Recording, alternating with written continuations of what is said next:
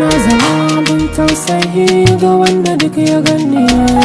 Na zama abin jima'i ga wanda duk ya ji ni. Tsautsayi na fada a so ku tausaya mini. Zuciya tana tsirrikiri ku gaza mini. Ban fahimci cikin na basirin da kika bar ni. Na fahimci ban maruwa a rayuwa ta sai da ke. Sai da ke rayuwa ta sai da ke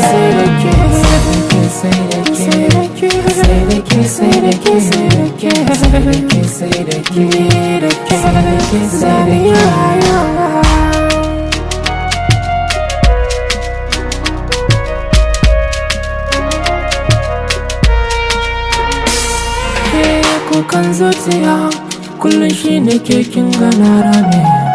Na ɗausa kamar wasa ciki yanzu na zame.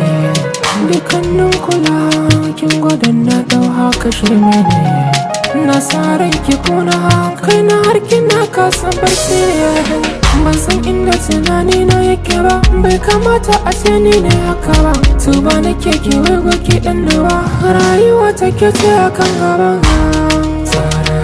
Tausaya mini, ki tausaya mini, agaza mini, ki agaza mini, dan duba mini, ki duba mini, tallafa mini, ki tallafa mini.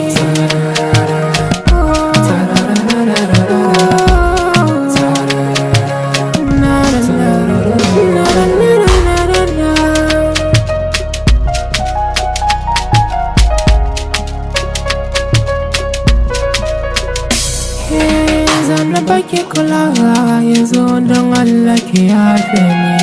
Ruwan idaniya na zuba ke ce za ki share ni.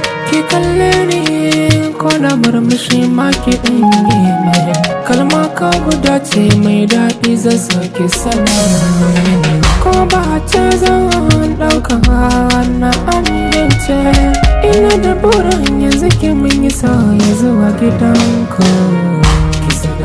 Ki faɗa wa baba, ki faɗa wa mamaki, ki faɗa wa dangi, ni zana aure ki. Ki faɗa musu, ki sanar musu, ki sanar musu, ni zan yi auren ki.